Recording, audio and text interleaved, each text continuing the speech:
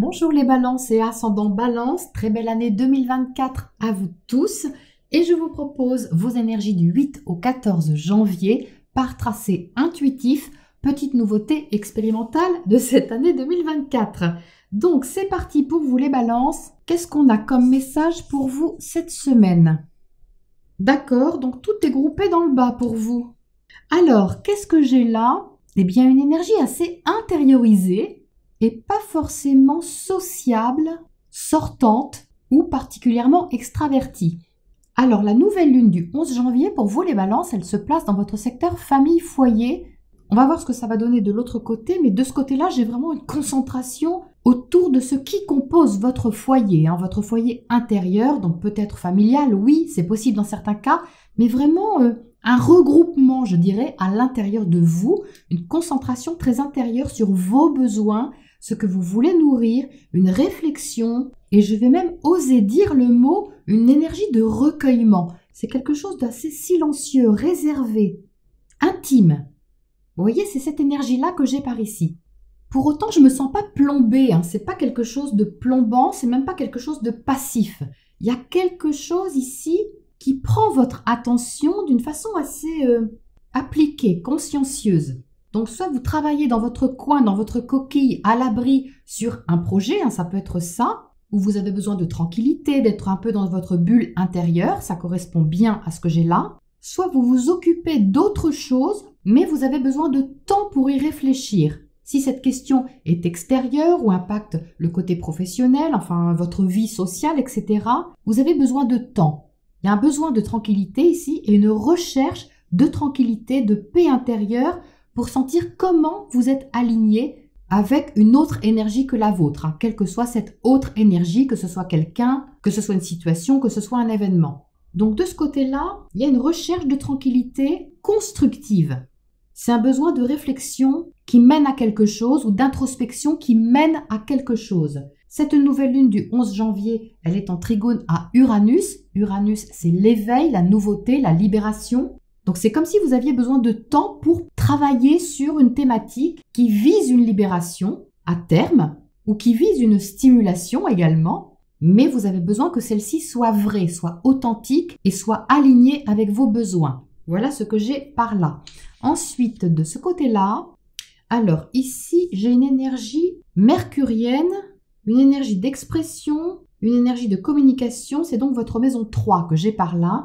Votre maison 3 est un Sagittaire. Mercure, ça tombe bien, est un Sagittaire. Donc c'est lui que j'ai là, avec une envie d'envol, une envie de partage, une envie de rencontre. Alors rencontre pas forcément affective amoureuse, mais rencontre des idées. Échanger avec des personnes qui stimulent quelque chose en vous. C'est très curieux ici, c'est en mode un peu découverte, exploration ou envie d'exploration. Alors ce Mercure qui est en Sagittaire, cette semaine, il forme son dernier carré à Neptune. Neptune dans votre maison 6. Un carré de Mercure à Neptune est très inspirant. Donc vous pourriez être inspiré, les balances, par quelque chose. Ou intéressé, attiré mystérieusement par quelque chose. C'est possible aussi. Mais le carré à Neptune représente toujours un défi parce qu'il peut générer un certain flou, une certaine confusion. Tout n'est pas clair. Or, Mercure en Sagittaire a besoin de clarté, de vérité, de choses qui sont sincères, qui sont enthousiasmantes, où on peut parler librement, etc. Donc ça, j'ai ça là. Mais on sent que l'énergie, elle ne rencontre pas tout de suite ce dont vous avez besoin. Vous êtes peut-être dans cette énergie-là et vous cherchez comment partager ou où partager peut-être, dans quel endroit vous pouvez exprimer ce que vous pensez. Et c'est quelque chose que vous aimez, il y a de l'affect, il y a de l'inspiration, il y a de la douceur aussi. Donc c'est vrai que Mercure est maître de votre maison 12, de tout ce qui vous inspire. Donc ça peut être quelque chose d'artistique que vous avez envie de partager, quelque chose qui stimule aussi votre imagination, j'ai également ça là-dedans. Mais pour l'instant, c'est pas gonflé à bloc, c'est en cours, c'est pas arrivé à destination, c'est en chemin. Voilà, c'est en chemin vers une destination, mais c'est pas encore arrivé vraiment à destination, ou en tout cas tel que vous le souhaitez. Mais il y a de l'optimisme, il y a de l'espoir, et il y a une vraie générosité aussi à vouloir communiquer, dialoguer, partager, offrir, ce genre de choses-là. Donc il y a toujours un peu d'incertitude avec un carré de Mercure à Neptune. Je la sens en effet ici, mais c'est passager, hein, c'est comme un vent, vous voyez, c'est un peu une brise qui passe cette semaine, un doute qui plane comme ça dans les airs, mais ça ne dure pas, ça ne va pas durer, et je ne pense pas que ça atteigne même votre humeur ou vos ambitions, vos envies. Mais c'est là, je vous en parle, hein, puisque je l'ai sous les yeux, c'est certainement que vous allez le ressentir d'une façon ou d'une autre. Mais si vous ressentez ça, les balances, ne vous inquiétez pas, ou si vous avez envie de partager des choses et puis que ça floppe, hein, par exemple, c'est pas grave.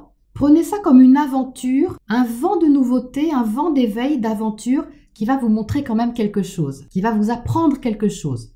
Et dans d'autres cas, dans le cas où vous n'êtes pas en attente de connexion ou en attente de partage, réciprocité, ce genre de choses-là, il peut y avoir ici une démarche envers quelque chose que vous ne connaissez pas. J'ai également cette notion-là, quelque chose qui est pour vous inconnu, mystérieux, qui suscite une interrogation, parce que c'est pas dans vos codes ou c'est pas dans votre façon de voir les choses.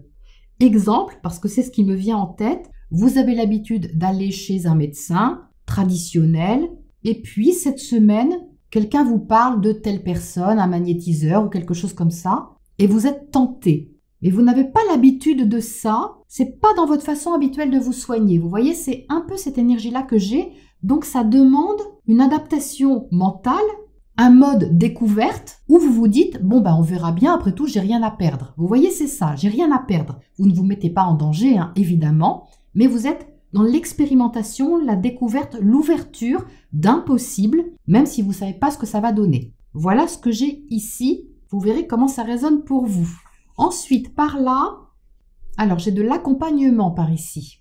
De l'accompagnement, relationnel, hein, forcément, avec une énergie assez féminine. Donc, l'énergie féminine, elle est symbolique, c'est-à-dire que vous allez vous mettre certainement en mode réceptif, écoute, attention, envers quelqu'un qui en a besoin. L'écoute est très développée ici, donc je pense que c'est vous. Ça m'apparaît plutôt de votre côté. C'est très subtil et c'est très profond aussi. Il y a de la sagesse, il y a de la connaissance et il y a une présence. Mais derrière ça, derrière l'événementiel, la proposition que j'ai là, c'est de valoriser cette écoute, de valoriser vos qualités réceptives, accompagnantes, présentes. Parce que là, vous pouvez donner, par exemple, faire l'effort de vous mettre à disposition, mais vous êtes seul. C'est-à-dire qu'on ne vous rend pas cette énergie-là. Vous voyez, ça va que dans un sens. Donc la proposition que j'ai là, c'est de valoriser ça pour la développer d'une autre manière, au service d'autre chose, qui là par contre pourrait mieux vous convenir au niveau de l'équilibre. C'est déjà des choses que vous avez compris, c'est déjà des choses dont vous avez conscience, mais il y a un pas de plus à faire là. Il y a quelque chose en plus cette semaine qui peut vous permettre d'avancer, de cheminer d'une façon plus significative. Je ne sais pas comment, je ne sais pas avec qui, mais c'est plus significatif que d'habitude. Et enfin, par là, qu'est-ce que j'ai ? Alors, de ce côté-là, c'est le secteur relationnel qui me parle. Il y a quelque chose ici qui vous booste et qui va vous demander de prendre vos responsabilités et de vous positionner assez fortement. Quel que soit ce relationnel, peut-être que cette stimulation, justement, va vous inciter à réfléchir au positionnement que vous devez avoir, d'où ce qu'on avait sur le premier côté. Mais en tout cas, ce n'est pas une énergie stagnante, il y a quelque chose qui avance cette semaine, les balances, et même si ça avance doucement, il y a quand même un coup de boost quelque part.